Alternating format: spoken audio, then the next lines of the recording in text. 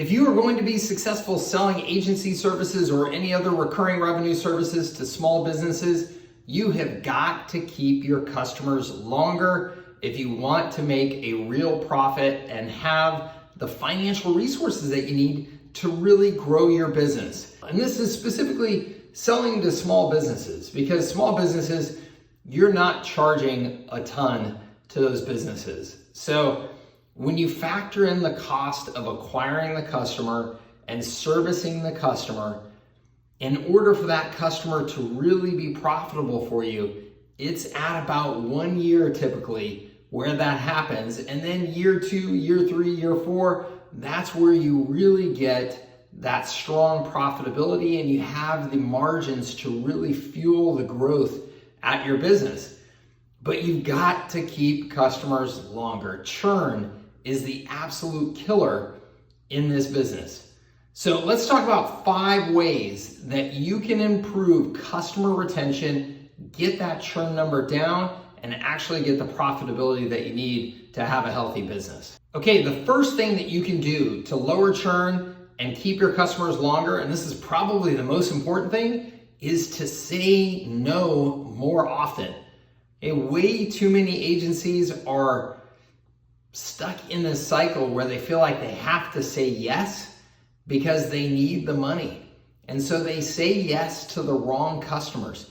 And the reason why this is such a killer at your business is that in a service business, you're not just selling a product that's been manufactured that has set margins and profitability built into that product, right?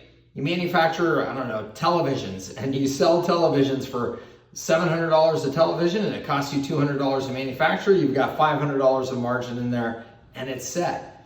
But with service businesses, your profitability from customer to customer is constantly in flux.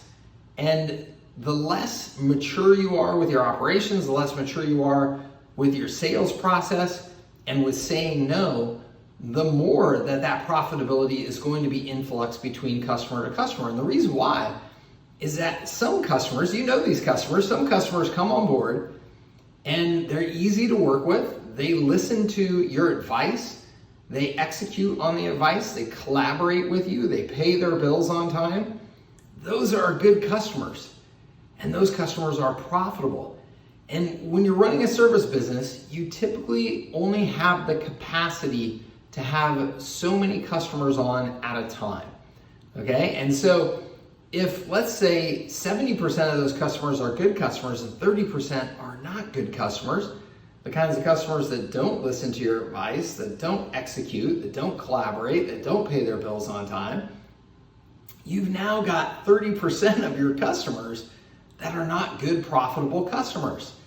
So the discipline to say no to the wrong customers so that you can get that 70% of good customers to 80, 90, 95%, and hopefully, I don't know that we ever get there, 100% good customers.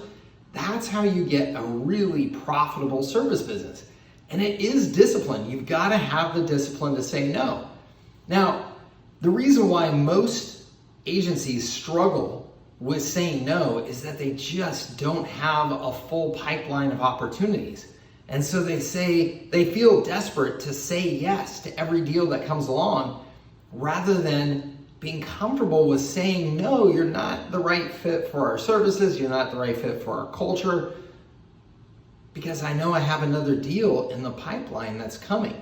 When you have a full enough pipeline, you get that confidence to say no, because you know that the numbers are gonna work out for you and you've got another good customer coming in that pipeline sometime soon. So you've got to recognize when you should say no.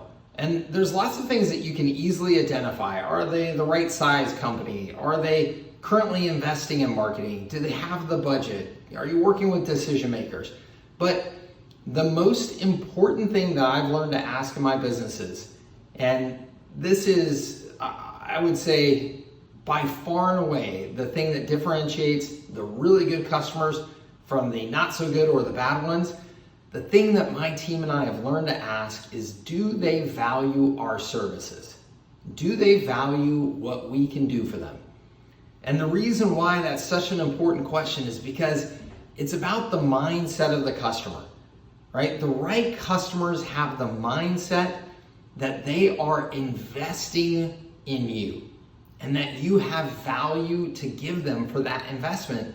Whereas a lot of small businesses that you're probably selling to, you know this, you can feel this, they look at you as an expense. They look at you as a hassle. Maybe they're skeptical of what your services can do for them. You're almost never going to win in that situation. And it's your determination to win in that situation that's actually going to cost you profitability, because it's very rare that you're going to get those customers to stick around as long as you need them to. So the first way to reduce churn and extend the life and profitability of your customers is to say no more often. Okay, the second thing that you can do to reduce churn and get better, more profitable customers, and I've got to give credit to this for this book, The Sales Acceleration Formula. This is one of the best books that you will ever find on how to successfully sell and service small businesses. And this comes from the gentleman, Mark Roberget, I think is how you say his last name, who ran HubSpot from 0 to $100 million in sales. HubSpot, of course, is one of the most successful companies in history at selling to small businesses. And he was there for the first 0 to 100 million running sales and marketing.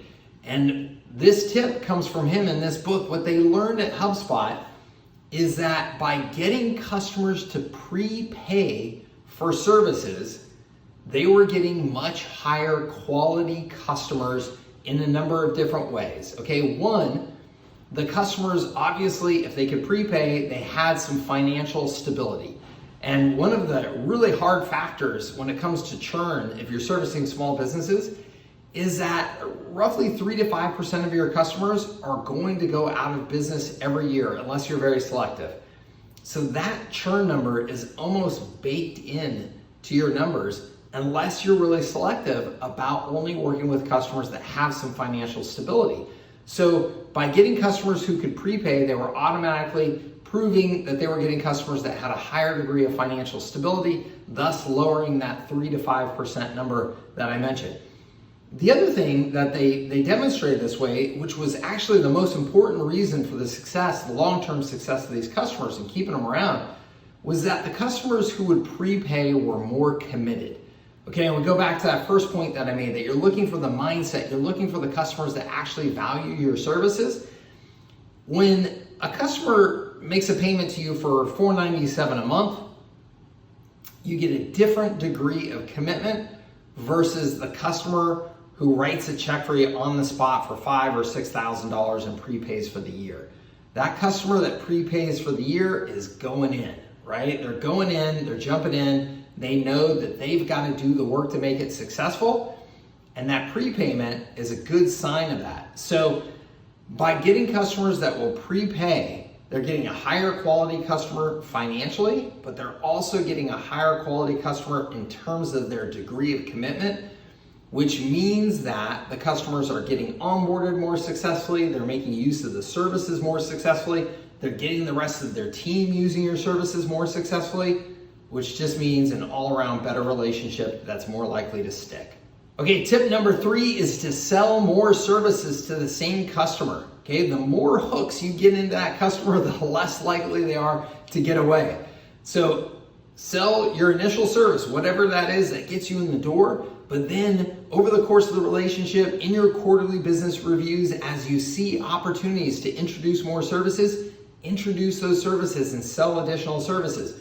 Okay, large companies don't like to have one vendor who does too much. They like to have a lot of different vendors. It gives them some security, some stability in case one vendor, goes bad or goes away or goes out of business. They have other vendors as backup. It makes a lot of sense. It's responsible. They can also get really, really defined experts for whatever it is that they're looking for help with. Small businesses, it's actually the opposite. Small businesses want what we call one throat to choke. They want one company that they can say, hey, you're responsible for all this stuff. I don't want to have to think about it. That's easier for them because they don't have the resources to get a bunch of different vendors that are specialized. They don't have the money to do it, the time to do it, the expertise to do it. So they just want one company that can help them with a lot of different things. You want to be that company. Get your hooks in there, and sell them with a number of different products and services, it makes them more likely to stick around. Right, number 4 here, to lower churn, you've got to have a really good onboarding process, okay? We call this our wow onboarding process. You've got to wow your customers. You've got to get them completely settled in to your services. Our goal was always within the first 30 days. We determined that the first 30 days sets the tone for the next several years. If you really win in that 30 days, you can almost rest assured that you got that customer for the next year.